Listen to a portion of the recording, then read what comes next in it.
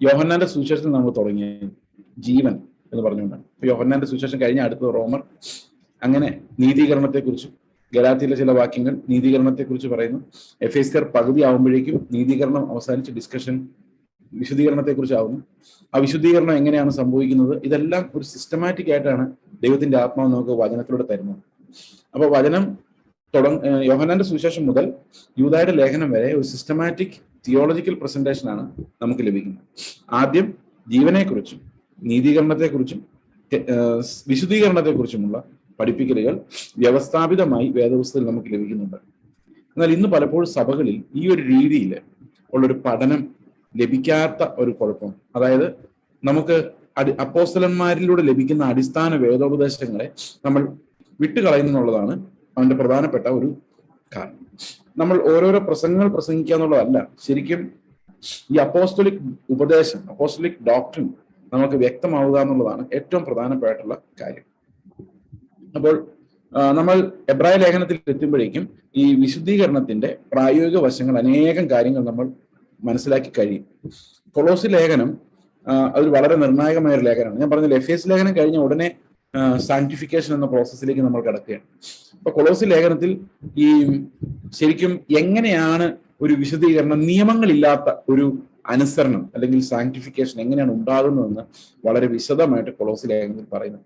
അപ്പൊ വിശുദ്ധീകരണത്തിന്റെ ഒരു തുടക്കം എന്ന് പറയുന്ന കൊളോസി ലേഖനമാണ്. ശരിക്കും ഫിലിപ്പിയറിൽ നിന്നും കൊളോസിയിൽ നിന്നുമാണ് നമ്മൾ വിശുദ്ധീകരണത്തിന്റെ ഒരു ഫൗണ്ടേഷൻ നമുക്ക് ലഭിക്കുന്നത്. എന്നാൽ അത് വളർന്ന് നമ്മൾ മുമ്പോട്ട് പോകുന്തോറും എബ്രായ ലേഖനം വരുമ്പോഴേക്കും, ഇനി പത്രോസിന്റെ ലേഖനം വരുമ്പോഴേക്കും നമുക്ക് കൃത്യമായ സാങ്ക്ടിഫിക്കേഷൻ, കൃത്യമായ ഒരു ഉപദേശം, അതിന്റെ എല്ലാ തലങ്ങളെ കുറിച്ചും നമുക്ക് വ്യക്തമായ ഒരു അവബോധം ലഭിക്കും, നമുക്ക് കാണാൻ സാധിക്കും. ഓക്കെ, എനിക്കിന്ന് കുറച്ച് ജലദോഷമൊക്കെ ഉണ്ട്, അതുകൊണ്ട് എൻ്റെ മുഖവും ശബ്ദവും ഒക്കെ വല്ലാതെ അനുഭവപ്പെട്ടേക്കാം. ഇടയ്ക്ക് എൻ്റെ ചുമയോ തുമ്മലോ ഒക്കെ നിങ്ങൾ ഡിസ്ട്രാക്ട് ചെയ്തേക്കാം എന്ന് മുൻകൂട്ടി മുന്നറിയിപ്പ് തരുന്നു. Okay, alright. അപ്പോൾ ഈ എബ്രായ ലേഖനത്തില് അവസാന ഭാഗത്ത് നമ്മൾ വേർപാട് എന്ന വിഷയത്തിലേക്ക് നമ്മൾ കഴിഞ്ഞ ദിവസം കണ്ടത് ഡിസിപ്ലിനിങ് എന്ന വിഷയമാണ്. ലാസ്റ്റ് നമ്മൾ 13-ാമത്തെ അധ്യായത്തിലേക്ക് വരുമ്പോഴേക്കും അവിടെ ക്രിസ്തുവിനോട് കൂടെ നിന്ദ സഹിക്കാൻ പാളയത്തിന് പുറത്തു പോകുന്ന ഒരു വേർപാടിനെ കുറിച്ചാണ് 13-ാം അധ്യായത്തിൽ പറയുന്നത്. അവിടെ ആ വേർപാട് എന്ന് ഉദ്ദേശിച്ചിരിക്കുന്നത് സാങ്ക്ടിഫിക്കേഷൻ തന്നെയാണ്. അപ്പോൾ എബ്രായ ലേഖനത്തിൽ സാങ്ക്ടിഫിക്കേഷന്റെ വളരെ പവർഫുൾ ആയിട്ടുള്ള പിക്ചേഴ്സ് 4-ാം അധ്യായത്തില് നമ്മൾ കാണുന്നത് റെസ്റ്റ് ആണ്. 12-ാം അധ്യായത്തിലേക്ക് വരുമ്പോഴേക്കും അത് ഡിസിപ്ലിനിങ് ആണ്. ഓക്കെ, 13-ാം അധ്യായത്തിലേക്ക് വരുമ്പോഴേക്കും അത് വേർപാട്. 6-ാം അധ്യായം കാണുമ്പോൾ ക്രിസ്തുവിന്റെ പരിജ്ഞാനമാണ്, നോയിങ് ഹിം. അടുത്ത 12-ാം അധ്യായത്തിലേക്ക് വരുമ്പോഴേക്കും അത് ഡിസിപ്ലിനിങ്ങിലൂടെ നമുക്ക് ലഭിക്കുന്ന സാങ്ക്ടിഫിക്കേഷൻ. എന്നാൽ 13-ാം അധ്യായത്തിലേക്ക് വരുമ്പോഴേക്കും അവിടെ സെപ്പറേഷൻ, എന്താണ് ശരിക്കുമുള്ള സെപ്പറേഷൻ എന്നുള്ളതാണ് ഈ 13-ാം അധ്യായത്തിലേക്ക് നമ്മൾ കാണുന്നത്. ഈ സെപ്പറേഷൻ എന്തല്ല, എന്താണ്, ഏത് സെപ്പറേഷനാണ് നമ്മളെ വിശുദ്ധീകരിക്കുന്നത്? എബ്രായർ 13 നമ്മൾ നോക്കുമ്പോൾ അത് സെപ്പറേഷന്റെ ഒരു അധ്യായമാണ്. എന്ത് സെപ്പറേഷനെ കുറിച്ചാണ് എബ്രായർ 13 നമ്മളോട് പറയുന്നത്? എന്താണ് ഈ വക്രതയുള്ള തലമുറയിൽ നമ്മൾ രക്ഷപ്പെടുന്നത് എങ്ങനെയാണ്? 12-ാം അധ്യായത്തിൽ പറയുന്ന കർത്താവിന് സേവ ചെയ്യാനും പെർസിക്യൂഷന്റെ നടുവിൽ കഷ്ടത ധൈര്യമായിട്ട് സഹിച്ച കർത്താവിനെ ഓർത്തുകൊണ്ട് ധ്യാനിച്ചുകൊണ്ട് മുറുകെ പറ്റുന്ന പാപത്തെ വിട്ട് ധൈര്യമായി മുമ്പോട്ട് ഓടാൻ ആഹ്വാനം ചെയ്തിട്ട് 13-ാം അധ്യായം തുടങ്ങുമ്പോൾ പറയാണ് സഹോദര പ്രീതി നിലനിൽക്കട്ടെ എന്ന്. ഇത് നമുക്ക് രണ്ടർത്ഥത്തിൽ വ്യാഖ്യാനിക്കാം. സഹോദര പ്രീതി എന്ന് നമ്മൾ സാധാരണഗതിയിൽ ഉദ്ദേശിക്കുന്നത് നമ്മുടെ സഹോദരങ്ങൾ തമ്മിലുള്ള പ്രീതിയാണ് എന്നിരിക്കെ തന്നെ നമുക്ക് വേറൊരു കോണ്ടെക്സ്റ്റും കൂടെ ഉണ്ട്. നമ്മുടെ ചുറ്റും ജീവിക്കുന്ന നമ്മുടെ സഹോദരങ്ങൾ അൺബിലീവേഴ്സ്. അപ്പോൾ വിശ്വാസത്തിലേക്ക് നമ്മൾ വന്നു കഴിഞ്ഞാൽ അവരോടുള്ള പ്രീതി, അതായത് അകപ്പയാണ് നമ്മുടെ ഉള്ളിൽ ഉണ്ടാകേണ്ട സ്നേഹം, പക്ഷെ അവരോടുള്ള പ്രീതി ഇല്ലാതായി പോകരുത്. ഏതാണ്? അവൻ അവിശ്വാസിയാണ് എന്ന് പറഞ്ഞ് അവനെ മാറ്റി നിർത്താൻ പാടില്ല. ഓക്കെ, കാരണം നമ്മുടെ സഹോദര പ്രീതി അവിടെയും തുടരണം. അപ്പൊ ഒരു കാര്യം, സെപ്പറേഷൻ എന്ന് പറയുന്നത് ഫിസിക്കൽ അല്ല, സെപ്പറേഷൻ എന്ന് പറയുന്നത് സ്പിരിച്വൽ ആണ്. എനിക്ക് എന്റെ സഹോദരനോട് സ്നേഹമുണ്ട്, രക്ഷിക്കപ്പെട്ട് കഴിയുമ്പോൾ സ്നേഹം കുറയുമല്ല, കൂടുകയാണ് ചെയ്യും. ദൈവം എനിക്ക് ചുറ്റും ഏൽപ്പിച്ചിരിക്കുന്ന ആളുകൾ, സഹോദരനായാലും മക്കളായാലും എൻ്റെ അയൽവക്കത്ത് കർത്താവ് എൻ്റെ മുമ്പിൽ വെച്ചിരിക്കുന്ന ആൾക്കാരായാലും സഫറിങ്ങിലൂടെ ഞാൻ കാണുന്ന ആളുകളായാലും, നമുക്കറിയാം ദൈവത്തിന്റെ കോമൺ ബ്ലെസ്സിങ്സ് ഒരിക്കലും വിശ്വാസം നോക്കിയല്ല ദൈവം കൊടുക്കുന്നത്. വിശ്വാസം നോക്കിയല്ല ദൈവം കോമൺ ബ്ലെസ്സിങ്സ്, അതായത് പൊതുവായ ദൈവകൃപ. നിങ്ങൾക്ക് പൊതുവായ ദൈവകൃപയെ കുറിച്ച് അറിയണമെങ്കിൽ അത് യൂട്യൂബില് ഉണ്ട്. പൊതുവായ ദൈവകൃപ, അതായത് ക്രിസ്തുവിന്റെ ക്രൂശ് ഇല്ലാതെ നമുക്ക് ലഭിക്കുന്ന കൃപകളെയാണ് പൊതുവായ ദൈവകൃപ എന്ന് പറയുന്നത്. അത് ദുഷ്ടനും നീതിമാനും ഒക്കെ ഒരുപോലെ കൊടുക്കും. അതിന് പ്രത്യേക മാനദണ്ഡങ്ങളില്ല. നിങ്ങൾ വിശുദ്ധരായിരുന്നാൽ നിങ്ങൾക്ക് ദീർഘായുസ് കിട്ടുമെന്നോ, വിശുദ്ധരായിരുന്നാൽ നിങ്ങൾ കൂടുതൽ പണം സമ്പാദിക്കുമെന്നോ, വിശുദ്ധരായിരുന്നാൽ അല്ലെ കർത്താവ് പറഞ്ഞ ഇന്ന ഇന്ന കാര്യങ്ങൾ കേട്ടാൽ നിങ്ങളുടെ രോഗങ്ങൾ മാറുമെന്നൊന്നും പുതിയ നിയമത്തിൽ അങ്ങനെ വാഗ്ദത്തങ്ങളൊന്നുമില്ല. നിരുത്സാഹപ്പെടുത്തേണ്ടി വരുന്നതിൽ ക്ഷമിക്കണം, കാരണം അങ്ങനെ ഒരു പ്രോമിസ് ഇല്ല. ഇതെല്ലാം കോമൺ ബ്ലെസ്സിങ്സ് ആണ്. അതായത് വിശ്വസിക്കാത്തവർക്കും ആരോഗ്യമുണ്ട്, വിശ്വസിക്കാത്തവർക്കും പണമുണ്ട്, വിശ്വസിക്കാത്തവർക്കും ലോകത്ത് നല്ല ജോലി കിട്ടുന്നുണ്ട്, ഒന്നാം റാങ്ക് കിട്ടുന്നുണ്ട്. പണം ആരുടെ കയ്യിലാണ് കൂടുതൽ? വിശ്വസിക്കുന്നവരുടെ കയ്യിലാണോ വിശ്വസിക്കാത്തവരുടെ കയ്യിലാണോ പണം കൂടുതൽ? നിങ്ങൾ ചുറ്റും നോക്കിക്കേ. അപ്പോൾ വിശ്വസിക്കുന്നവർക്ക് പ്രത്യേകിച്ച് കോമൺ ബ്ലെസ്സിങ്സിന്റെ കാര്യത്തിൽ വലിയൊരു അഡ്വാൻറ്റേജ് ഒന്നുമില്ല. എന്നാൽ പിതാവ് എന്നുള്ള രീതിയിൽ അവൻ നമ്മളെ പുലർത്തുന്നുണ്ട്, പ്രത്യേകമായൊരു പുലർത്തലുണ്ട്. ഓക്കെ, അത് നമുക്ക് ലഭിക്കുന്നുണ്ട്, അത് നമ്മൾ നിഷേധിക്കുന്നില്ല. നമ്മൾ വയ്യാതാകുമ്പോൾ, അല്ലെങ്കിൽ നമുക്ക് രോഗം വരുമ്പോൾ, നമുക്ക് കടഭാരങ്ങൾ വരുമ്പോൾ, നമുക്ക് പ്രയാസങ്ങൾ വരുമ്പോൾ നമുക്ക് പറയാനൊരു അപ്പനുണ്ട്, റിയലാണ്. പക്ഷെ അത് കഴിഞ്ഞൊരു ബ്ലെസ്സിങ്സിന്റെ തലത്തിലേക്ക് പോകുമ്പോൾ ദൈവം പണം കൊടുക്കുന്നത് വിശ്വാസിക്കാണെന്ന് നിർബന്ധമില്ല. ഓക്കെ, ദുഷ്ടനും ദൈവം പണം കൊടുക്കും, സൂത്രക്കാരനും പണം കിട്ടും. അപ്പൊ കോമൺ ബ്ലെസ്സിങ്സ് എന്ന് പറയുന്നത് അൺഈവൻലി ഡിസ്ട്രിബ്യൂട്ടഡ് ആണ്, അതിനൊരു കണ്ടീഷനും ഇല്ല. ഓക്കെ ആണോ? ശരിയല്ലേ? അപ്പോൾ ഇന്ന് സഭകൾ പ്രൊമോട്ട് ചെയ്യുന്നത് ഈ കോമൺ ഗ്രേസ് ആണ്. എവിടെ നോക്കിയാലും കോമൺ ഗ്രേസ് ആണ്.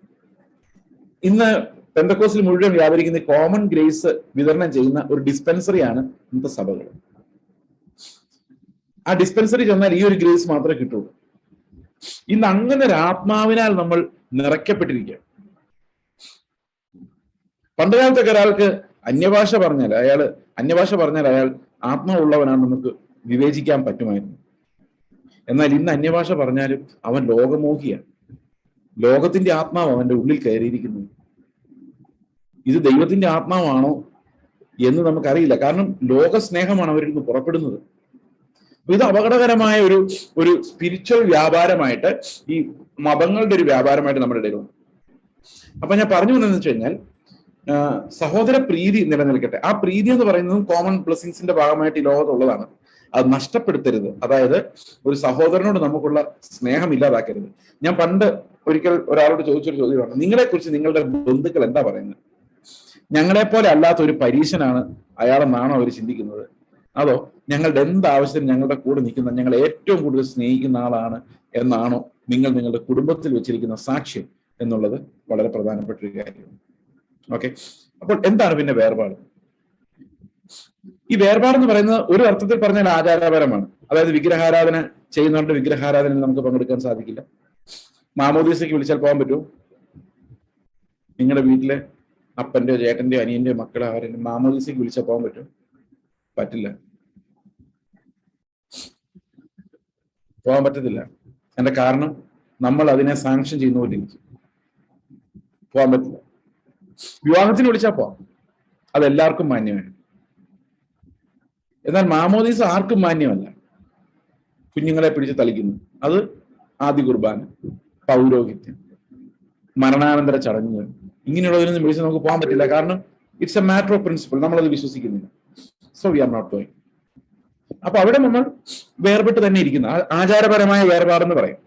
വിഗ്രഹാർപ്പിതം ഒരാൾ കൊണ്ടുവന്ന് തന്നു കഴിഞ്ഞാൽ അവർ പറയാണ് ഇത് അമ്പലത്തിൽ നിന്ന് കൊണ്ടുവന്ന, അതിന്റെ പള്ളിയിലെ നേർച്ചയാണ് എന്ന് പറയാണ്. നമുക്ക് അയാൾ പറഞ്ഞു പോയ പിന്നെ അത് തൊടാൻ പറ്റും.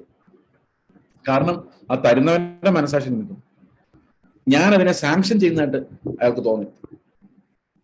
അപ്പൊ ഞാൻ ഈ ചെയ്യുന്നതായിട്ടുള്ളൊരു ഫീലിംഗ് കൊടുക്കാൻ പറ്റും. ഇതൊക്കെ ആചാരപരമായ വേർപാടാണ്, ഇതെല്ലാം നമുക്ക് വേണം. കാരണം ജാതികളിൽ നിന്ന് വന്നവരോട് യെരുശലേം കൗൺസിൽ ആവശ്യപ്പെടുന്നത് വിഗ്രഹാർപ്പിതം, ശ്വാസം മുട്ടിച്ചത്, രക്തം, പരസ്യം. ഈ വക കാര്യങ്ങളിൽ നിങ്ങൾ അകന്നു നിൽക്കണമെന്ന് പറയുന്നത് ആ വേർപാട് അനുഷ്ഠിക്കാൻ വേണ്ടിയാണ്. പക്ഷെ നമുക്കറിയാം വിഗ്രഹഭേദമില്ലെന്നും വിഗ്രഹം എന്ന് പറയുന്നത് വെറും കല്ലാന്നും മണ്ണാന്നും ഇത് കൊണ്ട് അർപ്പിക്കുന്നൊക്കെയുള്ള ഒരു സങ്കല്പമാണെന്നും ഈ അർപ്പിച്ച സാധനം എല്ലാം ദൈവം ഈ മണ്ണിൽ ഉണ്ടാക്കിയതാണെന്നും ദൈവത്തിനാണ് അതിന് നന്ദി പറയേണ്ടതെന്നും നമ്മൾ കർത്താവിന് സ്തോത്രം ചെയ്തു കഴിഞ്ഞാൽ അതിനകത്തൊന്നുമില്ല. പക്ഷെ ആ പറഞ്ഞവന്റെ മനസാക്ഷി നിമിത്തവും ഇതിനെ മനുഷ്യർ കൊടുക്കുന്ന ആചാരപരമായ വ്യാഖ്യാനം നിമിത്തവും അതില്ലാതിരിക്കുന്നതാണ് നമുക്ക് ഏറ്റവും നല്ലത്. ഞാൻ പണ്ട് ആന്ധ്രാപ്രദേശിൽ മിഷണറി ആയിരിക്കുമ്പോൾ സ്കൂളിൽ പഠിപ്പിക്കാൻ പോയി. എനിക്ക് 10 മണിക്കാണ് ശരിക്കും 10:30 വരെ ഉള്ളു എനിക്ക് ക്ലാസ്. അപ്പൊ അത് കഴിഞ്ഞ് എനിക്ക് എവിടെയെങ്കിലും സുവിശേഷ വേലയ്ക്കോ ക്ലാസ് ബൈബിൾ ക്ലാസ്സിനോ പഠിപ്പിക്കാനൊക്കെ പോവാം. അപ്പൊ അവിടെ ഇങ്ങനെ ഈ വിഗ്രഹങ്ങൾക്ക് അർപ്പിച്ചു വെച്ചിരുന്ന സാധനങ്ങൾ കൊണ്ടുവന്ന് കൊടുക്കുമായിരുന്നു.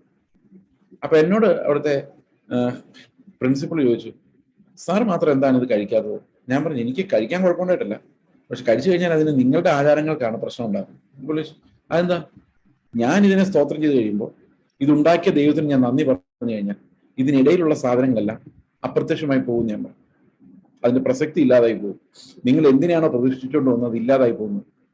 അപ്പൊ പുള്ളിക്കാരി ആ സാധനങ്ങൾ മാറ്റി വെച്ചിട്ട് പറഞ്ഞു, സാറ് കഴിക്കേണ്ട പൊക്കോളാൻ വേണം. കാരണം അവര് നമ്മളെയാ പേടിക്കേണ്ടത്, നമ്മൾ അവരെ പേടിക്കേണ്ട കാര്യം. വയറ്റിലേക്ക് പോകുന്ന ഒന്നും മനുഷ്യനെ അശുദ്ധനാക്കുന്നില്ല. എന്നാൽ വിഗ്രഹം എന്ന സാക്ഷി നിമിത്തം നമ്മളൊന്നും അതിൽ നിന്ന് അകന്നു നിൽക്കണമെന്ന് വേദപുസ്തകം പറയും. അപ്പൊ ശരിക്കും അത് വയറ്റിൽ പോയാൽ കൂടോത്രമൊന്നും വരുമൊന്നുമില്ല. മനസ്സിലായോ? അറിയാതെ കഴിച്ചു പോയി, അയ്യോ അറിയാതെ കഴിച്ചു പോയി പാസ്റ്ററേ, ഒരു കുഴപ്പമില്ല. അറിയാതെ അല്ലേ, അറിഞ്ഞുകൊണ്ട് ചെയ്യുമ്പോഴാണ് അതെന്താകുന്നത്, അത് നമുക്ക് ഒഫൻസ് ആകുന്നത്. വയറ്റിലേക്ക് പോകുന്ന ഒന്നും മനുഷ്യനെ അശുദ്ധനാക്കുന്നില്ല, വായിന്ന് വരുന്നതാണ് മനുഷ്യനെ അശുദ്ധനാക്കുന്നത്. ഹൃദയം തിങ്ങി നിറഞ്ഞ് വെളിയിലേക്ക് വരുന്നതാണ് ഒരു മനുഷ്യനെ ശരിക്കും അശുദ്ധനാക്കുന്നത്. മറ്റുള്ളവരുടെ മനസാക്ഷി നിമിത്തമാണ് ഇങ്ങനെയുള്ള കൽപ്പനകൾ. ഓക്കെ, അപ്പോൾ ഞാൻ പറഞ്ഞത് ഈ വേർപാട് എന്നാൽ എന്താ? താഴോട്ട് വരുമ്പോൾ കുറെ കാര്യങ്ങൾ ഈ വേർപാടിനെ അധിഷ്ഠിതമായിട്ട് പറയുന്നുണ്ട്. ദ്രവ്യാഗ്രഹം ഉണ്ടാകരുത്, ഉള്ളതുകൊണ്ട് തൃപ്തിപ്പെടുവിൻ. ലോകം അങ്ങനെയല്ല, നമ്മൾ അങ്ങനെ ആയിരിക്കണം. ഇനി താഴോട്ട് വരുമ്പോൾ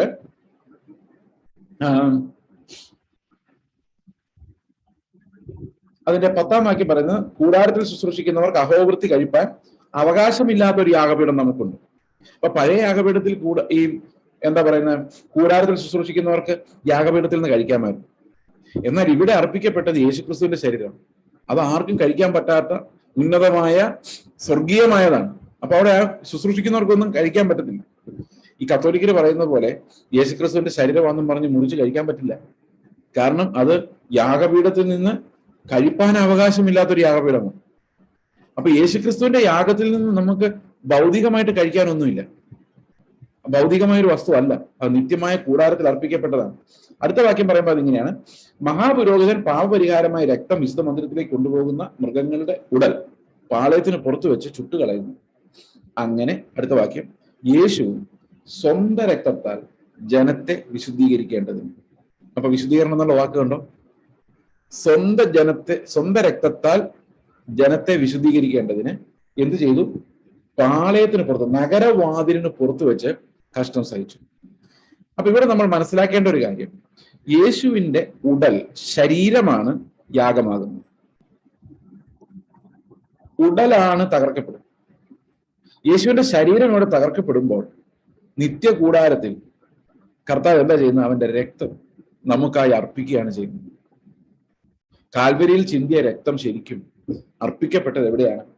ഇവിടെ പറയുന്നത്, വിശുദ്ധ മന്ദിരത്തിലേക്ക് മഹാപുരോഹിതൻ പാപപരിഹാരമായി വിശുദ്ധ മന്ദിരത്തിലേക്ക് കൊണ്ടുപോകുന്ന മൃഗങ്ങളുടെ ഉടൽ പാളയത്തിന് പുറത്തു വെച്ച് ചുട്ടുകളയുന്നു. അങ്ങനെ യേശു സ്വന്തം രക്തത്താൽ ജനത്തെ വിശുദ്ധീകരിക്കേണ്ടതിന് നഗരവാതിലിന് പുറത്തു വെച്ച് കഷ്ടം സഹിച്ചു. അപ്പോൾ യേശു എങ്ങനെ നമ്മളെ വിശുദ്ധീകരിക്കുന്നത്? സ്വന്തം രക്തത്താലാണ്. ഈ രക്തം എന്നാ ചിന്തിയത്? 2000 വർഷങ്ങൾക്ക് മുമ്പാണ്. അപ്പോൾ എങ്ങനെയാണ് നമ്മൾ ഇന്നത് വിശുദ്ധീകരിക്കുന്നത്? യേശുവിന്റെ രക്തത്താൽ മുദ്രയിടുന്നു. കേട്ടിട്ടുണ്ടോ? രക്തവളപ്പിൽ സൂക്ഷിക്കണമേ, രക്തക്കോട്ടയ്ക്കുള്ളിൽ മറയ്ക്കണം. എന്തൊക്കെയാ? വീട്, വീട്ടിലെ വസ്തുക്കള്, വണ്ടി, ആടുമാടുകൾ, ഇതിനെല്ലാം എവിടെ മറയ്ക്കണം? യേശുവിന്റെ രക്തക്കോട്ടയ്ക്കുള്ളിൽ. നിങ്ങൾ ആലോചിച്ച് നോക്കണം മനുഷ്യന്റെ ബുദ്ധി. ഈ അടുത്തിടെ ഒരു പാസ്റ്റർ പ്രാർത്ഥിക്കുകയാണ്, ഒരു സ്കൂട്ടർ പ്രതിഷ്ഠിച്ച് പ്രാർത്ഥിച്ചത്. കർത്താവെ, ഈ സ്കൂട്ടറിന്റെ എഞ്ചിനിലും ഗിയർ ബോക്സിലും നിന്റെ രക്തം തളിക്കണമെന്ന്. ഒന്ന് ആലോചിച്ച് നോക്കി. ഈ രക്തം പെന്തക്കോസിലെ പാസ്റ്റർമാർ ഇങ്ങനെ കൈകൊണ്ട് നടക്കുക, അവിടെ തളിക്കുന്നു, ഇവിടെ മുദ്രയിടുന്നു. സഹോദരങ്ങളെ, നമ്മുടെ ഓർമ്മ ഈ പഴയ നിയമത്തില് ഈ ആടിന്റെ രക്തം, കാളകളുടെ രക്തം തളിച്ചതുപോലെയാണ്. ഇത് നമ്മുടെ കയ്യിൽ തരുന്ന ഒരു രക്തമല്ല. ഇത് കർത്താവ് ഒരിക്കലായി നിത്യമായ കൂടാരത്തിൽ, ഈ സൃഷ്ടിയിൽ ഉൾപ്പെടാത്ത ഒരു കൂടാരത്തിൽ നമ്മുടെ പാപങ്ങളുടെ പരിഹാരത്തിനായി ഒരിക്കൽ അർപ്പിച്ചതാണ്. സമാധാനമായോ?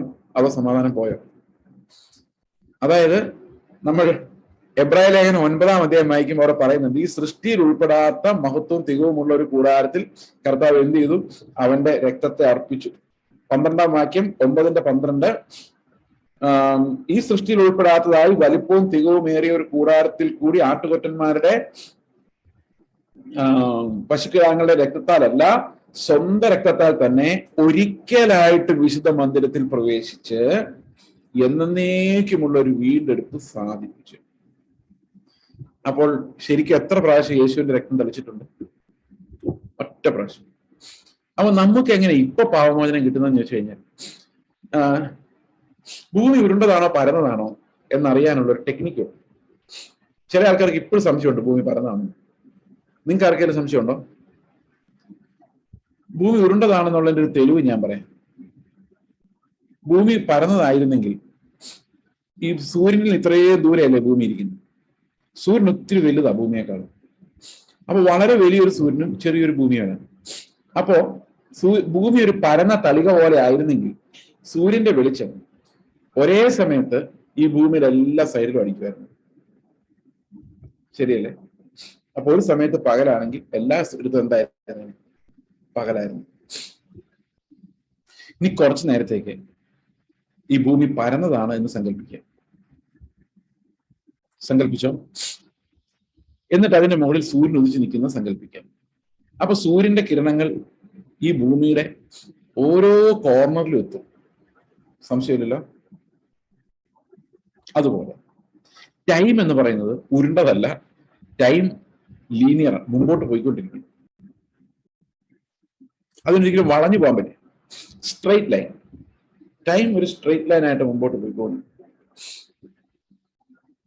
അപ്പൊ ടൈമിനെ നമ്മൾ അതിനു മുകളിൽ സൂര്യൻ ഉദിച്ച് നിൽക്കുന്ന പോലെയാണ് ഈ നിത്യത എന്ന് പറയുന്നത്. ഈ നിത്യത എന്ന് പറയുന്നത് പെട്ടെന്ന് ഉണ്ടാകുന്ന ഒരു സാധനമല്ല. എറ്റേണിറ്റി എന്ന് പറഞ്ഞാൽ അതിനർത്ഥം അതിന് ബിഗിനിങ്ങും ഇല്ല, എൻഡും ഇല്ല. അപ്പൊ യേശുക്രിസ്തുവിന്റെ യാഗം എവിടെ നടക്കുന്നത്? ഈ എറ്റേണിറ്റിയിലാണ് നടക്കുന്നത്. അതാണ് 9-ാം അധ്യായത്തിൽ പറയുന്നത്, ഈ സൃഷ്ടിയിൽ ഉൾപ്പെടുന്നതല്ല എന്ന്, തിരശ്ശീലയ്ക്ക് അപ്പുറത്തുള്ളതാണ്. അവിടെയാണ് കർത്താവ് വിശുദ്ധ മന്ദിരത്തിലേക്ക് ഒരിക്കലായി പ്രവേശിച്ചതെന്ന്. ഇവിടെ കർത്താവ് ശരീരത്തെ വിട്ടുകളയുമ്പോൾ, പിതാവിന്റെ കയ്യിലേക്ക് അവന്റെ ആത്മാവിനെ അർപ്പിക്കുമ്പോൾ യഥാർത്ഥത്തിൽ നടന്നത് ആ വിശുദ്ധ മന്ദിരത്തിൽ നമുക്കായി എന്നേക്കുമായുള്ള ഒരു വീണ്ടെടുപ്പ് സാധിക്കാൻ വേണ്ടി അവന്റെ രക്തം അർപ്പിക്കപ്പെടുക എന്നുള്ളതായി. ക്ലിയർ ആണോ? അപ്പോൾ ഒരിക്കലായിട്ട് ഇത് അർപ്പിച്ചത് നിത്യതയിലാണെങ്കിൽ, ഈ സൃഷ്ടിയിൽ ഉൾപ്പെടുന്നതല്ല, ടൈമിനാൽ ബാധിക്കപ്പെടുന്നതല്ല, എറ്റേണിറ്റിയിലാണെങ്കിൽ, ഞാൻ ജീവിക്കുന്നത് 70 വർഷമാണെങ്കിൽ, കർത്താവ് അത്ര വേണം, ആയിക്കോട്ടെ, ഒരു എക്സാം. ഓക്കെ, ഞാൻ രക്ഷിക്കപ്പെട്ട ശേഷം ജീവിക്കുന്ന ഒരു 25 വർഷം, ഒരു 30 വർഷം, അല്ല 50 വർഷമാണെന്ന്. അപ്പോൾ യേശുവിന്റെ രക്തം എനിക്ക് മുകളിൽ നിത്യതയിലുള്ളതായതുകൊണ്ട് എനിക്ക് അർപ്പിക്കപ്പെട്ടുകൊണ്ട് എൻ്റെ ലൈഫിന്റെ ഓരോ സെക്കൻഡിലും ഈ ഒരു രക്തത്തിന്റെ അർപ്പണം മാത്രം എനിക്ക് മതി. മനസ്സിലാവുന്നുണ്ടോ ഞാൻ പറയുന്നത്? മനസ്സിലായി? അത് നമ്മുടെ ടൈമിനെ ഓരോ സെക്കൻഡിനെയും പ്രകാശിപ്പിക്കാൻ യേശുവിന്റെ ഒരിക്കലായി അർപ്പിച്ച രക്തം മതി. കാരണം അത് ഈ സൃഷ്ടിയിൽ സമയത്താൽ ബന്ധിതമല്ല, നിത്യതയിലാണ് അത് അർപ്പിക്കപ്പെട്ടിരിക്കുന്നത് എന്നുള്ളത് കൊണ്ട് ഒരിക്കലായി അത് അർപ്പിച്ചു കഴിഞ്ഞാൽ അത് എന്നേക്കും നമുക്കായി ഗുണകരമായി സംസാരിക്കും. അതാണ് ഇവിടെ എഴുതിയിരിക്കുന്നത്. ഒരിക്കലായിട്ട് വിശുദ്ധ മന്ദിരത്തിൽ പ്രവേശിച്ച് എന്നേക്കുമുള്ളൊരു വീണ്ടെടുപ്പ് സാധിപ്പിച്ചു. അതാണ് യേശുക്രിസ്തുവിന്റെ യാഗത്തിന്റെ പ്രത്യേകത. അപ്പോൾ അവന്റെ ഉടൽ ഇവിടെ, ശരീരം ഇവിടെ, പാളയത്തിന് പുറത്ത്, നഗരവാതിലിന് പുറത്ത് കഷ്ടം അനുഭവിച്ചു. അവന്റെ രക്തം വിശുദ്ധ മന്ദിരത്തിൽ, സ്വർഗത്തിൽ നമ്മുടെ പാപങ്ങളുടെ മോചനത്തിനായി അവന്റെ രക്തത്താൽ നാം ശുദ്ധീകരിക്കപ്പെടേണ്ടതിന്, വിശുദ്ധരായി മാറേണ്ടതിന് നമുക്കായി അർപ്പിക്കപ്പെടുകയായിരുന്നു. എന്നിട്ട് അടുത്ത വാക്യത്തിൽ പറയുകയാണ്, 13-ാം അധ്യായത്തിന്റെ അടുത്ത വാക്യത്തിൽ പറയുകയാണ്, ആകയാൽ നാം അവന്റെ നിന്ദ ചുമന്നും കൊണ്ട്. എന്താണ് നിന്ദ? നിന്ദ എന്ന് പറയുന്നത് നമ്മൾ മറ്റുള്ളവരെ പോലെ ഉള്ളവരല്ല എന്നുള്ളതാണ് നിന്ദ. നമ്മൾ പാളയത്തിനകത്തല്ല, പാളയത്തിന് പുറത്താണ്. കാരണം നമ്മൾ സെപ്പറേറ്റഡ് ആണ്. നമ്മുടെ ചിന്താഗതി ഈ ലോകത്തിലുള്ളവരുടെ ചിന്താഗതി പോലെ അല്ല. അതുകൊണ്ട് നമുക്കൊരു നിന്ദയുണ്ട്.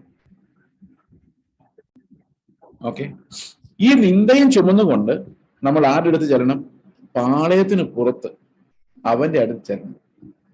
അതായത് ഈ ലോകം ചിന്തിക്കുന്ന പോലെ ചിന്തിക്കാതെ, ലോകത്തിന് അനുരൂപമാകാതെ, ആ ലോകം എന്ന പാളയത്തിന് വെളിയിൽ ക്രിസ്തു കഷ്ടം അനുഭവിച്ച് നിന്ദ ചുമന്നിടത്തേക്ക് നമ്മളും നമ്മുടെ നിന്ദ ചുമന്നുകൊണ്ട് ആ വെളിയിലേക്ക് ഇറങ്ങുന്ന പ്രോസസ്സിനെയാണ് നമ്മൾ സാങ്ക്ടിഫിക്കേഷന്റെ ഈ അടുത്ത തലം എന്ന് പറയുന്നത്. ഓക്കെ, അപ്പോൾ അവിടെ പറയുന്നത് ആകയാൽ നാം അവന്റെ നിന്ദ ചുമന്നുകൊണ്ട് പാളയത്തിന് പുറത്ത് അവന്റെ അടുക്കൽ ചെല്ലുക. ഞാന് പലപ്പോഴും സംസാരിക്കുമ്പോൾ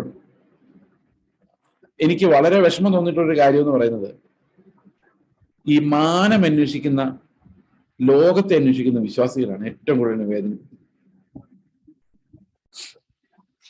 ഇന്ന് നമ്മൾ നേരിടുന്ന ഏറ്റവും വലിയ പ്രതിസന്ധി വ്യാജ സുവിശേഷവും അതോടൊപ്പമുള്ള ഒരു വ്യാജ ആത്മാവുമാണ്. പല ആൾക്കാരും വിചാരിച്ചിരിക്കുന്നത് ഞാൻ അന്യഭാഷ പറയുന്നതിനെതിരാണ്, കൃപാവരങ്ങൾക്കെതിരാണ്. ശരിക്കും പറഞ്ഞാൽ കൃപാവരങ്ങൾ വഴിതെറ്റിപ്പോയതിൽ ദുഃഖിക്കുന്ന ഒരാളാണ്. നമുക്ക് ആത്മാവ് തരുന്ന കൃപാവരങ്ങളാണ് നമുക്കുള്ളതെങ്കിൽ അത് ക്രിസ്തുവിലേക്കാണ് നമ്മൾ എത്തിക്കുന്നത്. അപ്പൊ യേശു ക്രിസ്തുവിലേക്ക് നമ്മൾ എത്തിക്കുന്ന കൃപാവരങ്ങൾ. അപ്പൊ ഒരു പ്രവചനം നമ്മൾ കേട്ടാൽ അത് ക്രിസ്തുവിലേക്ക് നമ്മൾ എത്തിക്കും. ഒരു പ്രസംഗം നമ്മൾ കേട്ടാൽ അത് ക്രിസ്തുവിലേക്ക് നമ്മൾ എത്തിക്കും. ഓക്കെ, അപ്പോൾ ഇന്ന് വ്യാപരിച്ചിരിക്കുന്ന ഒരു സ്പിരിറ്റ് എന്ന് പറയുന്നത്, അതെല്ലാ മാനിഫെസ്റ്റേഷൻസ് ഉണ്ടെങ്കിലും ക്രിസ്തു ഇല്ല. അങ്ങനെ ഒരു സ്പിരിറ്റ് നമ്മുടെ ഇടയിൽ വല്ലാതെ വ്യാപരിച്ചു. അതെല്ലാം കോമൺ ഗ്രേസിനെ ഗ്ലോറിഫൈ ചെയ്യുന്ന രീതിയിലുള്ള, ഈ ലോകത്തിന്റെ മഹത്വം നല്ലത് നല്ലത് നമ്മളെ കൊണ്ട് പറയിപ്പിക്കുന്ന, ഈ ലോകത്തെ അന്വേഷിക്കാൻ നമ്മളെ നിർബന്ധിക്കുന്ന ആ ഒരു അത്യാഗ്രഹം നമ്മുടെ ഉള്ളിൽ ജനിപ്പിക്കുന്ന ആത്മാവാണ്. അത് ലോകത്തിന്റെ സ്പിരിറ്റാണ്. അത് പരിശുദ്ധാത്മാവിന്റെ കൃപാവരങ്ങളെ അതുപോലെ തന്നെ ഇമിറ്റേറ്റ് ചെയ്യുകയും എന്നാൽ അതേ സമയത്ത് ലോകത്തിന്റെ മഹത്വത്തെ നിങ്ങൾക്ക് കാണിച്ചു തരികയും ചെയ്യും. ശരിക്കും പറഞ്ഞാൽ നമ്മുടെ ഉള്ളിൽ ദൈവത്തിന്റെ ആത്മാവാണെങ്കിൽ അത് ക്രിസ്തുവിന്റെ മഹത്വത്തിന്റെ ധനത്തെയാണ് നമുക്ക് വെളിപ്പെടുത്തി തരുന്നത്. ഞാൻ പറയുന്ന ഡിഫറൻസ് മനസ്സിലായി? എങ്ങനെ വിവേചിക്കുന്നത്? ഇത് ഏത് ആത്മാവിനാലാണ് ഈ ശുശ്രൂഷ നടക്കുന്നത്? എങ്ങനെ വിവേചിക്കാം? ലോകത്തിന്റെ മഹത്വത്തിലേക്കാണ് നിങ്ങളെ കൊണ്ടുപോകുന്നതെങ്കിൽ അയാൾ എത്ര അന്യഭാഷ പറഞ്ഞാലും അത് ക്രിസ്തുവിൻ്റെതല്ല. എന്നാൽ പുത്രത്വത്തിന് വേണ്ടിയുള്ള ഞരക്കമാണ് ആ ശുശ്രൂഷയിലൂടെ നിങ്ങൾക്ക് ഉണ്ടാകുന്നതെങ്കിൽ, നിത്യതയ്ക്ക് വേണ്ടിയുള്ള തിടുക്കമാണ് നിങ്ങൾക്ക് ഉണ്ടാകുന്നെങ്കിൽ, ക്രിസ്തുവിന് വേണ്ടിയുള്ള ആഗ്രഹമാണ് നിങ്ങൾക്ക് ഉണ്ടാകുന്നെങ്കിൽ മാത്രമേ അത് ക്രിസ്തുവിന്റെ ആത്മാവായിട്ട് വരുന്നു. ഓക്കെ, അടുത്ത വാക്യം. ഇവിടെ നമുക്ക് നിലനിൽക്കുന്ന നഗരമില്ലല്ലോ. അപ്പൊ സെപ്പറേഷൻ എന്ന് പറയുന്നത് നാണക്കേടാണ്, പാളയത്തിന് പുറത്താണ്.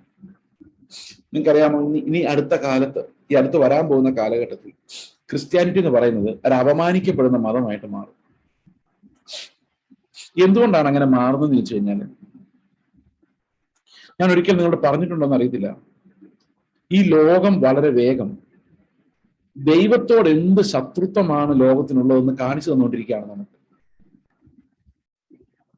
യേശുക്രിസ്തുവിനെ പിതാവ് ഈ ഭൂമിയിലേക്ക് വിട്ടപ്പോൾ ലോകം എന്താ ചെയ്തത്? ദൈവത്തോടുള്ള അവരുടെ യഥാർത്ഥ മനോഭാവം എന്ന് പറയുന്നത് വൈരാഗ്യവും ശത്രുതയുമാണെന്ന് തെളിയിച്ചു. എങ്ങനെ തെളിയിച്ചു? അവന്റെ പുത്രനെ ക്രൂശിൽ തറച്ചുകൊണ്ട് തെളിയിച്ചു.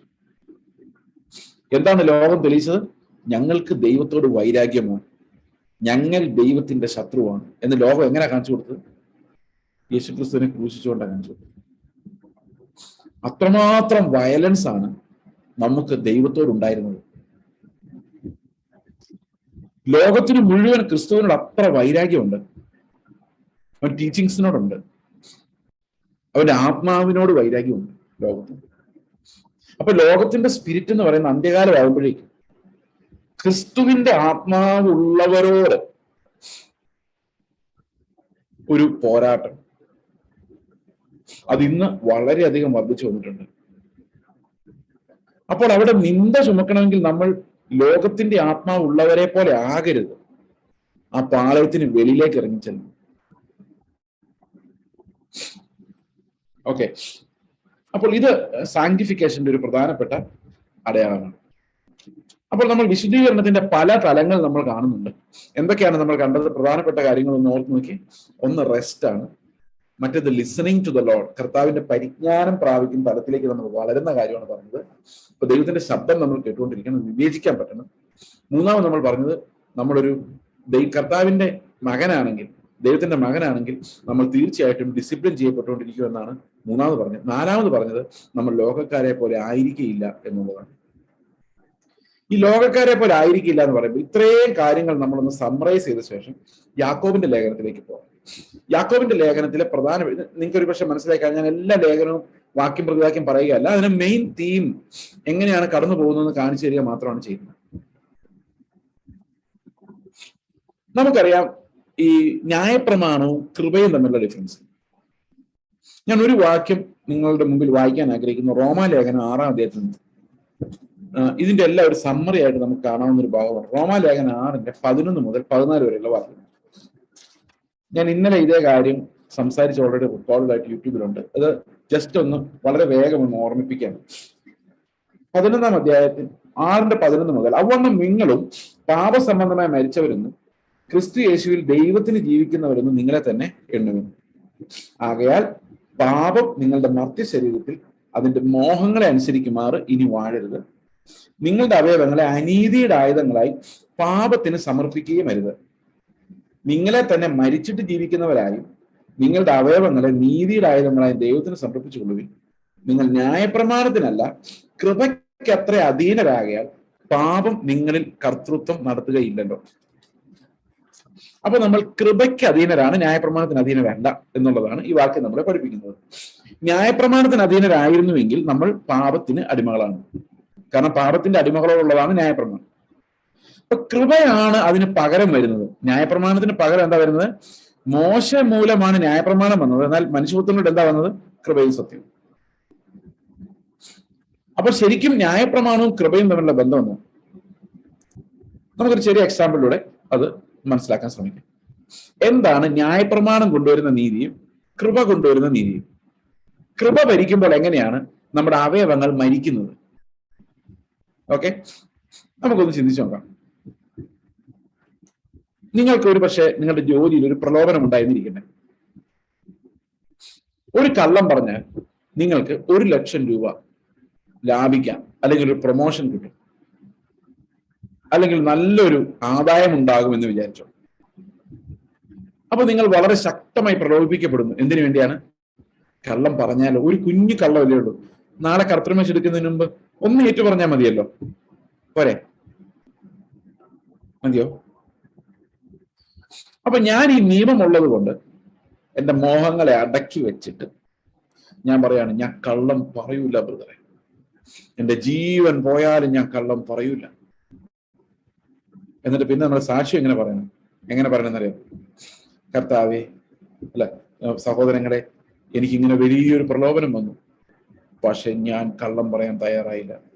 കാരണം കള്ളം പറയാതെ ദൈവം എന്നെ കാത്തു. അതുകൊണ്ട് അത്രയും വലിയ നഷ്ടം സഹിക്കാൻ എനിക്ക് കൃപ തന്നു. ഇതിനകത്ത് എന്തെങ്കിലും കുഴപ്പമുണ്ടോ? ദൈവം കാത്തു എന്നല്ലേ പറഞ്ഞത്? കുഴപ്പമുണ്ട്. കുഴപ്പമേ ഉള്ളൂ. എന്താന്ന് വെച്ച് കഴിഞ്ഞാൽ ഇത് പ്രമാണം ഉള്ളത് കൊണ്ടാണ് പുള്ളി കള്ളം പറയാഞ്ഞത്, അല്ലാതെ അയാൾ നല്ല ആളായോണ്ടല്ല. ഈ പ്രമാണം അയാളെ ഭയപ്പെടുത്തി, അതുകൊണ്ട് പുള്ളി കള്ളം പറഞ്ഞില്ല. ഇനി കൃപയാണ് വാഴുന്നതെന്ന് വിചാരിച്ചു നോക്കിയേ. കൃപയാണ് വാഴുന്നെങ്കിൽ ഇയാള് നോക്കുമ്പോൾ ആ 1,00,000 പുള്ളിക്കൊരു അട്രാക്ഷൻ അല്ല. ഈ 1,00,000 പുള്ളിക്ക് അട്രാക്ഷൻ അല്ലെങ്കിൽ കള്ളം പറയാന്നൊരു ക്വസ്റ്റ്യനെ ഉദിക്കുന്നില്ല. ഞാൻ പറഞ്ഞ മനസ്സിലായോ? അയാൾക്ക് ആ 1,00,000 കണ്ടിട്ട് ഒന്നും തോന്നുന്നില്ല. കാരണം അതിനേക്കാൾ വലിയൊരു മഹത്വമാണ് ഈ കൃപയുടെ അത്യന്ത ധനം ഉള്ളിൽ വെളിപ്പെട്ടിരിക്കുന്നത്. അപ്പൊ അത് ഉള്ളിൽ വെളിപ്പെട്ടിരിക്കുന്നത് കൊണ്ട് ഈ കള്ളം പറയാനുള്ള പ്രേരണ ഉണ്ടാവണമെങ്കിൽ എന്ത് വേണം? എനിക്ക് ആദായത്തോട് അട്രാക്ഷൻ തോന്നും, അല്ലെ? കള്ളം പറയുമ്പോൾ ഉണ്ടാകുന്ന ആദായത്തോട് അട്രാക്ഷൻ തോന്നിയാലല്ലേ ഞാൻ കള്ളം പറയാൻ പ്രലോഭിപ്പിക്കപ്പെടുള്ളൂ. ശരിയല്ലേ ഞാൻ പറയുന്നത്? നിങ്ങളൊരു തലയാട്ടുന്ന പോലും ഇല്ലല്ലോ. മനസ്സിലായോ? നമുക്ക് ആ 1,00,000 രൂപ അല്ലെങ്കിൽ നമുക്ക് കിട്ടാവുന്ന ആദായത്തോട് തോന്നുന്ന ആകർഷണമാണ് നമ്മളെ കൊണ്ട് എന്ത് ചെയ്യിപ്പിക്കുന്നത്? കള്ളം പറയിപ്പിക്കുന്നത്. ഞാൻ കള്ളം പറഞ്ഞില്ല എന്ന് പറയുമ്പോൾ അതിനകത്ത് വേദന എന്താ കാണിക്കുന്നല്ലോ? ഇപ്പോഴും അട്രാക്ഷൻ കിടപ്പുണ്ട്, പക്ഷെ ബലം പിടിച്ച് ഞാൻ എന്ത് ചെയ്തു? നിയമം അനുസരിച്ചു. എന്നാൽ ഞാൻ കൃപയ്ക്ക് അധീനനാണെങ്കിലോ ഞാൻ മരിച്ചു. അപ്പോൾ 1,00,000 ഇന്ന് പിടിച്ചോ. നീ ഒന്നും ഒരു കള്ളസാക്ഷ്യം പറയാം. അപ്പൊ എന്തൊരു ലക്ഷം? 1,00,000 എന്തോ പൈസ ആർക്ക് വേണം? അപ്പൊ പ്രലോഭിപ്പിക്കപ്പെട്ടോ? പ്രലോഭിപ്പിക്കപ്പെട്ടില്ല. കാരണം എന്താ? വലിയൊരു തേജസ്സിന് മുമ്പിലേക്ക് ഞാൻ പോയി നിൽക്കുക. ആത്മാവിനെ അവിടെ കൊണ്ട് നിർത്തിയേക്കുക. അപ്പൊ ന്യായപ്രമാണം ഉള്ളതുകൊണ്ടല്ല ഞാൻ നീതിമാനായത്. പ്രമാണം കൂടാതെ ഉള്ളൊരു നീതി. മനസ്സിലായി? പ്രമാണം കൂടാതെയുള്ള നീതി എങ്ങനെയാ വരുന്നത്? അത് കൃപയാലാ വരുന്നത്. ഈ കൃപ എന്ന് പറയുന്നത് ശരിക്കും നമ്മൾ ചുമ്മാ ഇരിക്കുമ്പോൾ നമുക്ക് കിട്ടുന്ന ഒരു സാധനം എന്നുള്ളതല്ല. ഈ തേജസ് നമ്മളെ കാണിക്കുകയും ആ തേജസ്സിനോടുള്ള ഞരക്കം എന്റെ ഉള്ളിൽ ഉണ്ടാക്കുകയും ആ ഞരക്കം കൊണ്ട് ഞാൻ ഈ ലോകത്തോട് എനിക്ക് മടുപ്പ് തോന്നുകയും വേണ്ടാന്ന് തോന്നുകയും ചെയ്യുമ്പോഴാണ് ഒരുത്തം വന്നോട്ട് പറയുന്നത്, ഒരു കള്ളം പറഞ്ഞു തരാം. അപ്പൊ നമുക്ക് പക്ഷെ കള്ളം പറയണോ വേണ്ടയോ? വേണ്ടല്ലേ? അയ്യോ അടി കിട്ടോ? ഇങ്ങനെയാണോ ചിന്തിക്കുന്നത്? അല്ല, എനിക്ക് വേണ്ട. അപ്പോ ഈ ഭൂമി സംബന്ധമായുള്ള അവയവങ്ങൾ മരിക്കുന്നത് അങ്ങനെയാ. ഈ കള്ളം പറയുന്ന അവയവങ്ങൾ മരിക്കുക. കാരണം എന്താ? എന്റെ ഉള്ളിൽ കർത്താവിന്റെ തേജസ് ആത്മാവ് വെളിപ്പെടുത്തിയിരിക്കുന്നു. അപ്പൊ കൃപയാണ് വാഴുന്നതെന്ന് പറഞ്ഞതിന്റെ അർത്ഥം ന്യായപ്രമാണത്തെക്കാൾ ഉന്നതമായ ആന്തരികമായ, അപ്പൊ പ്രമാണം ഉള്ളതുകൊണ്ടല്ല നമ്മൾ അനുസരിക്കുന്നത്. പിന്നെ എന്തുകൊണ്ടാണ്? നമ്മുടെ ആ സ്വഭാവം മാറിപ്പോയതുകൊണ്ട്. അതായത് നമ്മുടെ ഉള്ളിൽ ക്രിസ്തു വസിക്കുന്നു. നമ്മൾ വലിയൊരു തേജസ് കണ്ടതുകൊണ്ടാണ്. ഇവർക്ക് മനസ്സിലായി ഈ കോൺഫ്ലിക്റ്റ്? നിങ്ങൾക്കറിയാം, ക്രിസ്ത്യൻ ലോകത്തിൽ മുഴുവൻ ഈ കോൺഫ്ലിക്റ്റ് ഉണ്ട്. പ്രവൃത്തിയാലാണോ? പ്രവൃത്തിയാലാണോ? ന്യായപ്രമാണത്താലാണോ? കൃപയാലാണോ? ന്യായപ്രമാണത്താലാണോ? കൃപയാലാണോ? കൃപയാലല്ലേ? കൃപയാലാണ്. ന്യായപ്രമാണത്താൽ ഭാഗികമായ ഒരു നീതി മാത്രം ഉണ്ടാക്കാൻ പറ്റും. എന്നാൽ കൃപ എന്ത് ചെയ്യുന്നു? കൃപ നമ്മളെ ക്രിസ്തുവിന്റെ സ്വഭാവമുള്ളവരാക്കി മാറ്റും. നേച്ചർ മാറ്റുന്നു. അത് നമുക്ക് അർഹതയൊന്നുമില്ല അങ്ങനെ മാറാൻ. പക്ഷെ കർത്താവ് എന്ത് ചെയ്യുന്നു? അവന്റെ ആത്മാവിനാൽ നമ്മുടെ പ്രകൃതത്തെ മാറ്റും.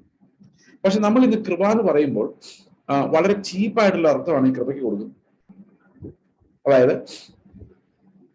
നമ്മൾ എന്ത് ചെയ്താലും കുഴപ്പമില്ല, ദൈവം ഓൾറെഡി അത് ക്ഷമിച്ചിരിക്കുകയാണ്, അതുകൊണ്ട് എന്തും ചെയ്യാം എന്ന് പറയുന്നതല്ല കൃപ.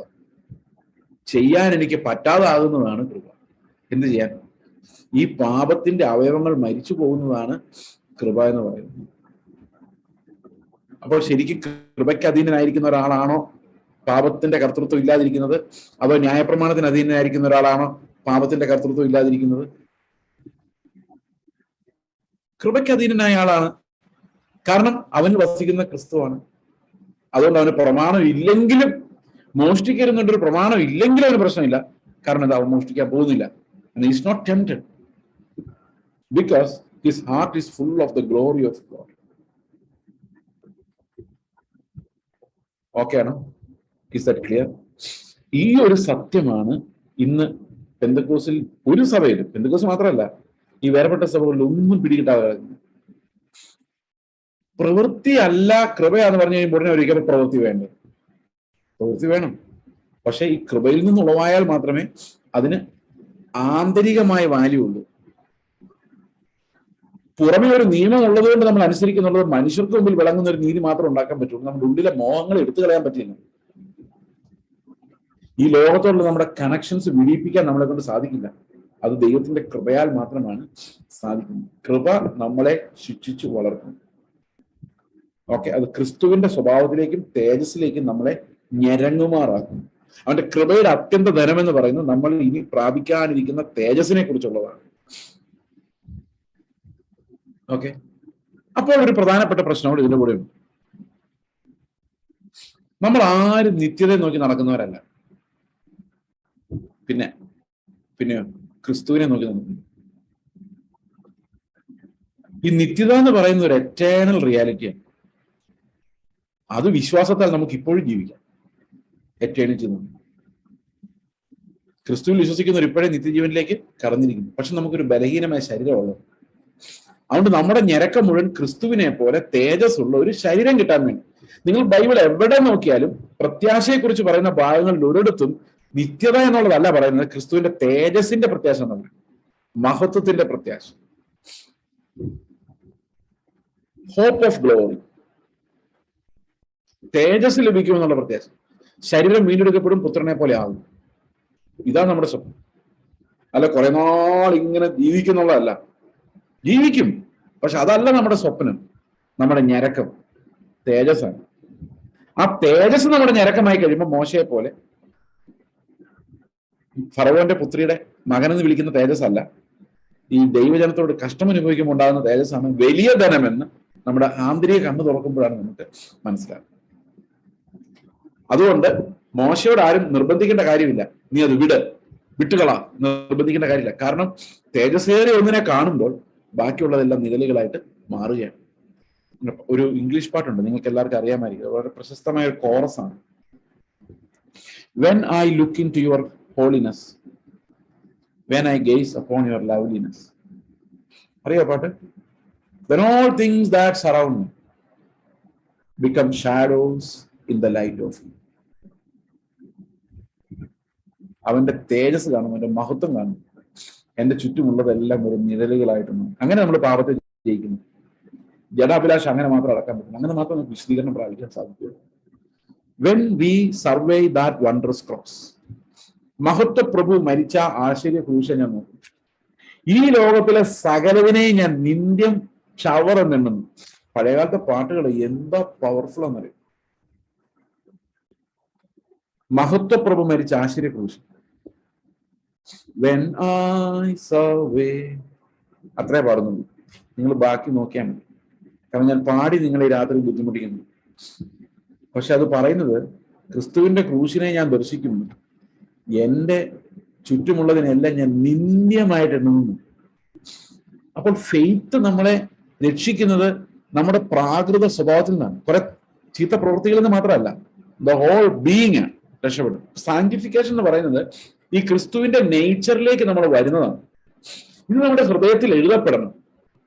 ഹൃദയത്തിൽ ഇത് എഴുതപ്പെട്ടാൽ മാത്രമേ പുതിയ നിയമം എന്താണെന്ന് നമുക്ക് മനസ്സിലാവുള്ളൂ. ഈ റോമാലേഖനത്തിൽ പൗലോസ് ആദ്യം ഇൻട്രൊഡ്യൂസ് ചെയ്യുമ്പോൾ നമുക്കെല്ലാം ഒരു ഞെട്ടലും വേദന ഉണ്ടാക്കുന്ന ഒരു കാര്യമാണ്. അവിടെ റോമാലേഖനം 3-ാം അധ്യായത്തിൽ പൗലോസ് പറയുകയാണ്, 3-ാം അധ്യായത്തിന്റെ 21-ാം വാക്യം, ഇപ്പോൾ ദൈവത്തിന്റെ നീതി വിശ്വസിക്കുന്ന എല്ലാവർക്കും യേശു ക്രിസ്തുവിന്റെ വിശ്വാസത്താലുള്ള ദൈവനീതി തന്നെ ന്യായപ്രമാണം കൂടാതെ വെളിപ്പെട്ടു വന്നിരിക്കുന്നു. അപ്പൊ എനിക്ക് ആദ്യം ഇത് വായിച്ചപ്പോ ഈ ന്യായപ്രമാണം കൂടാതെ എങ്ങനെ നീതി വരും? ലോകത്തൊരിടത്തും അങ്ങനെ വരികയില്ല. എവിടെ നീതി വരണമെങ്കിലും ന്യായപ്രമാണത്തിലൂടെ വരത്തുള്ളൂ, എന്തെങ്കിലും ഒരു പ്രമാണത്തിലൂടെ നീതി വരുള്ളൂ. പക്ഷെ ഇവിടെ പൗലോസ് പറയാണ് ഒരു പ്രമാണമില്ലാത്തൊരു നീതി. അപ്പൊ പിന്നെ ആരുണ്ടെങ്കിലേ പറ്റുള്ളൂ? ക്രിസ്തു, തേജസിന്റെ ക്രിസ്തുവിന്റെ ഹൃദയത്തിൽ വസിക്കുമ്പോൾ ഉണ്ടാകുന്ന നീതി നടത്തുക. പ്രമാണത്തിന് പകരം യേശു ക്രിസ്തു നമ്മുടെ ഹൃദയങ്ങളിൽ വസിക്കുന്നു എന്നുള്ളതാണ് പുതിയ നിയമത്തിലെ ഏറ്റവും പ്രധാനപ്പെട്ട മാർമികമായ വിഷയം. ഓക്കെ, അപ്പോൾ വിശുദ്ധീകരണത്തിന്റെ ഈ ഒരു പ്രധാനപ്പെട്ട തലം കൃപ, ഫെയ്ത്ത്. അപ്പോൾ ഫെയ്ത്ത് കൃപ നമ്മളെ എന്താ ചെയ്യിക്കുന്നത്? ഈ കൃപ എന്ന് പറയുന്നത് ഓരോ നിമിഷവും നമ്മളെ യേശു ക്രിസ്തുവിന്റെ യാഗവുമായിട്ട് കണക്ട് ചെയ്യും. അവന്റെ രക്തത്താലുള്ള ശുദ്ധീകരണത്തിലേക്ക് നമ്മളെ കണക്ട് ചെയ്തുകൊണ്ടേയിരിക്കും. Every moment we live his life by faith. വിശ്വാസത്താൽ നമ്മൾ അവന്റെ ജീവൻ ഓരോ നിമിഷവും ജീവിക്കാൻ തക്കവണ്ണം ഈ കൃപ നമ്മളെ ശിക്ഷിച്ചു പോകണം. ഇത് നിങ്ങളൊന്ന് മൊത്തം ഒന്ന് ആലോചിച്ചു. യോഹന്നാൻ തൊട്ട് റോമർ തൊട്ട് ഈ മുഴുവൻ ലേഖനങ്ങൾ നമ്മൾ വായിക്കും, നമുക്കൊരൊറ്റ കാര്യം മനസ്സിലാകും, ക്രിസ്തു നമ്മിൽ വസിക്കുക എന്നുള്ളതാണ് ആ സുവിശേഷത്തിന്റെ അർത്ഥം. അത് സകല നിയമത്തിനും മുകളിലാണ്. യേശുവിനിൽ വസിച്ചാൽ എല്ലാ നിയമങ്ങൾക്കും മുകളിലുള്ള സ്വർഗീയമായൊരു നീതിക്ക് ഞാൻ അവകാശിയായി മാറുകയാണ് ബൈ ഫെയ്ത്ത്. ഇപ്പൊ വിശ്വാസം ക്രിസ്തുവിനെ എന്റെ ജീവനാക്കി മാറ്റുന്നു. നിങ്ങളുടെ ജീവനായ ക്രിസ്തു വെളിപ്പെടുമ്പോൾ faith makes Christ my life. ക്രിസ്തു എന്റെ ജീവനായി മാറും. ഓക്കെ, അപ്പൊ നമ്മൾ എന്താ ലക്ഷ്യം വെക്കുന്നത്? കുറച്ചുകൂടെ നല്ലവരാകാനല്ല, യേശുവിന്റെ ജീവൻ വിശ്വാസത്താൽ ജീവിക്കുക എന്നുള്ളതാണ് ഓരോ വിശ്വാസിയെ സംബന്ധിച്ചും അവരുടെ ഹൃദയത്തിൽ ഏറ്റവും പ്രധാനപ്പെട്ട ആഗ്രഹം. നിങ്ങൾ എന്താ ആഗ്രഹിക്കുന്നത്? കുറച്ച് നല്ല കാര്യങ്ങൾ ചെയ്തിട്ട് കർത്താവിൽ നിന്ന് കിട്ടാവുന്ന മേടിക്കുക എന്നുള്ളതാണോ? അല്ല. Christ should live in us. അപ്പൊ സാങ്ക്ടിഫിക്കേഷൻ എന്ന് പറയുന്നത് അത് തന്നെയാണ്, നമ്മിൽ ക്രിസ്തു വസിക്കുന്നു. അപ്പൊ നമ്മുടെ ഓരോ ദിവസം മുമ്പോട്ട് പോകുമ്പോൾ നമ്മുടെ വിശുദ്ധീകരണത്തിൽ വളർന്നു വരും. ഫെയ്ത്തിൽ നോക്കിയാൽ നമ്മൾ എപ്പോഴും പെർഫെക്റ്റ് ആയിരിക്കും. ഞാൻ ഒരിക്കലും ഒരു പിക്ചർ വരച്ച് വെച്ച് നിങ്ങളെ കാണിച്ചതാണ് എന്റെ ഓർമ്മ. നമ്മൾ വിശുദ്ധീകരണത്തിൽ ഏറ്റക്കുറച്ചിലുണ്ടാവും. ചിലപ്പോൾ നമ്മൾ പെട്ടെന്ന് ഭയങ്കര തീഷ്ണതയിൽ വരും. കുറെ നേരം കഴിയുമ്പോൾ നമ്മളിങ്ങനെ ഉറങ്ങിയവരാവും. വീണ്ടും ഒരു പ്രസംഗമൊക്കെ ഉത്തേജനം പ്രാപിക്കും, പിന്നെയും തളർന്ന പോലെ ആവും. ഇങ്ങനെയാണ് മിക്കവാറും ആൾക്കാരെല്ലാം വളരുന്നത്. ഞാൻ അന്ന് വരച്ച ഗ്രാഫ് ഒരിക്കൽ കൂടി വരയ്ക്കാം. ഓക്കെ, ഇതാ ഇങ്ങനെ നമ്മുടെ വിശുദ്ധീകരണം. ഞാൻ ഇങ്ങനെ കുഴി കിടക്കുകയാണ് ഏറ്റവും താഴെ. പെട്ടെന്ന് രക്ഷിക്കപ്പെട്ടപ്പോൾ ചാടി മുകളിലോട്ട് കയറി. ഭയങ്കര ആവേശം, പ്രാർത്ഥന, സ്തോത്രം, ഭയങ്കര കർത്താവിന്റെ ഭയങ്കര സ്നേഹം, നാട്ടുകാരെല്ലാം സുവിശേഷം പറയുന്നു, വീട്ടിൽ അടി കൊള്ളുന്നു, ഭയങ്കര ആവേശം. കുറെ കഴിയുമ്പോൾ തണുക്കുമ്പോൾ ഇത്തിരി കുറയും. ഓക്കെ, പിന്നെ എന്തെങ്കിലും കൂട്ടുകാരോട് പോയി എന്തെങ്കിലും ഒപ്പിക്കും, അവരോട് പോകും. പിന്നെ പ്രസംഗം കേട്ട് ബൈബിൾ വായിച്ച് പാവബോധം ഉണ്ടാവും, മാനസാന്തരം ഉണ്ടാവും. പിന്നെ പതുക്കെ മുന്നോട്ട് പോകും. പിന്നെ കുറെ നേരം അങ്ങനെ പോകും. പിന്നെ കുറച്ച് താഴും, കുറച്ച് മുകളിലോട്ട് പോകും, പിന്നെ നേരെ പോകും, താഴും. ഇങ്ങനെ നമ്മുടെ സാങ്ക്ടിഫിക്കേഷൻ. ഇവിടെ വെച്ച് നമ്മൾ മരിച്ചു. ഞാൻ ഒരിക്കൽ കാണിച്ചു തന്നത്. ഇനി നിങ്ങൾ നോക്കിക്കേ, ഇവിടെ നിന്നൊരു സ്ട്രെയിറ്റ് ലൈൻ വരച്ചാൽ നമ്മൾ മുകളിലോട്ടാണ് താഴോട്ടാണ് പോയേക്കുന്നത്? മുകളിലോട്ടാ. അപ്പൊ നമ്മൾ മരിക്കുന്ന മോമെന്റിൽ ദൈവം നമ്മളെ കരുണയോടെ ക്രിസ്തുവിനെ പോലെ അനുരൂപമാക്കി മാറ്റും. കാരണം നമ്മൾ വിശ്വാസത്താൽ ആരിലേക്ക് നോക്കിക്കൊണ്ടിരിക്കും? ക്രിസ്തുവിലേക്ക് പോയിക്കൊണ്ടിരിക്കുക, ഗോയിങ് ഫോർവേഡ്. അപ്പൊ സാങ്ക്ടിഫിക്കേഷൻ എന്ന് പറയുന്നത് പലപ്പോഴും പലരും പല നിരാശയിലൂടെ കടന്നു പോകും.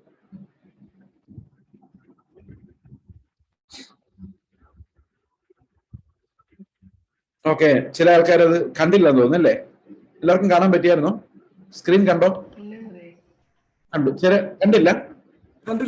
ചിലർ കണ്ടില്ല. എനിക്കിവിടെ കണ്ടില്ല. അപ്പൊ എന്ത് ചെയ്യാം? റെക്കോർഡിംഗിൽ ചിലപ്പോൾ വരുമായിരിക്കും.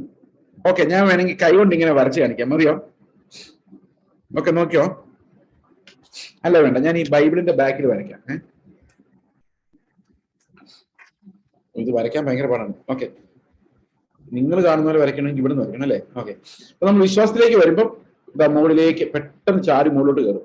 ഓക്കെ, പിന്നെ നമ്മൾ കുറച്ച് നേരെ അതേ രീതിയിൽ അങ്ങ് പോകും, പ്രാർത്ഥനയും പാട്ടൊക്കെ ആയിട്ട്. പിന്നെ എന്തെങ്കിലും കള്ളം പറഞ്ഞു താഴോട്ട് പോയി, അയ്യോ ഞാൻ പോയേന്നാവും. അപ്പൊ പിന്നെ ഒരു പ്രസംഗം കേൾക്കുമ്പോൾ നമ്മൾ കുറച്ച് ചാടി മുകളിലോട്ട് കയറും. ഇത് പിന്നെ താഴും, പിന്നെ കയറും, പിന്നെ നേരെ പോകും, പിന്നെ പ്രാർത്ഥന. ഇങ്ങനെ അവസാനം ഇവിടെ വരുമ്പോൾ നമ്മൾ ചത്തുപോകും. അപ്പൊ ലൈഫ് നോക്കുമ്പോൾ എപ്പോഴും ഒരു പെർഫെക്റ്റ് സന്തോഷമൊന്നും നമ്മൾ അനുഭവിക്കണമെന്നില്ല. എന്നാൽ ഈ താഴെ നിന്നൊരു വര നമ്മൾ ഇങ്ങനെ മുകളിലോട്ട് വരച്ചാൽ മുകളിലോട്ടായിരിക്കും, നമ്മൾ അറിയുന്നില്ല. അതായത് വിശ്വാസത്തിൽ ഓടുന്ന ഒരാള് ഏറ്റക്കുറച്ചിലുണ്ടായാലും അതിന്റെ കോറിലേഷൻ ലൈൻ വരച്ചു കഴിഞ്ഞാൽ അത് മുകളിലോട്ട് പോകും. മനസ്സിലാവുന്നുണ്ടോ ഞാൻ പറയുന്നത്? ഇപ്പൊ ഒരു പക്ഷെ നമ്മള് വിശ്വാസത്തിൽ വന്നത്ര ഇമോഷൻസ് നമുക്ക് കാണുകയില്ല.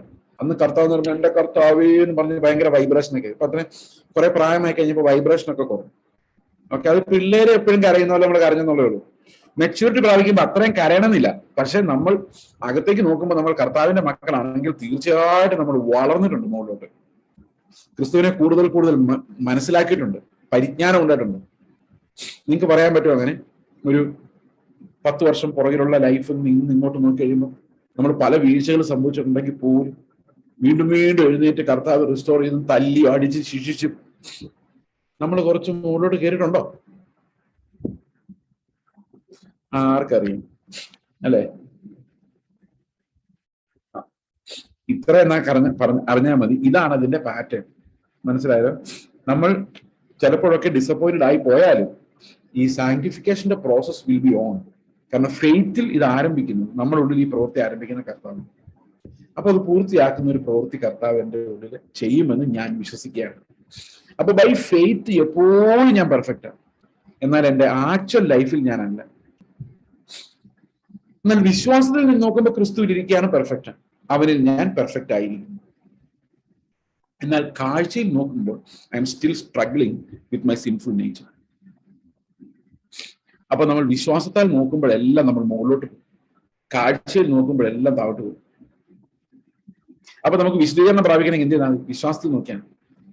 ഞാനല്ല, ക്രിസ്തു അത്ര ജീവിക്കുന്നു. That's the faith that makes us sanctifies us. Okay, അപ്പൊ ഈ ഒരു വിശദീകരണത്തിന്റെ അടുത്ത തല യാക്കോബിന്റെ ലേഖനത്തിലേക്ക് വരുമ്പോഴേക്കും വിശ്വാസത്തിലൂടെ നമുക്ക് ലഭിക്കുന്ന വിശുദ്ധീകരണത്തിന്റെ ഒരടയാളം നമുക്ക് യാക്കോബിന്റെ ലേഖനത്തിൽ കാണാം. അപ്പൊ എന്തൊക്കെ കണ്ടു? Rest, listening to the Lord കണ്ടു, പിന്നെന്താ? ഡിസിപ്ലിനിങ് ബൈ ദ ലോർഡ് എന്നുള്ളത് കണ്ടു, സെപ്പറേഷൻ എന്നുള്ളത് കണ്ടു. ഇനി യാക്കോബിന്റെ ലേഖനം വിശുദ്ധീകരണത്തിന്റെ അടുത്ത തലമാണ് ഒഴുകിക്കുന്നത്. അത് സ്ഥിരത എന്നതാണ്.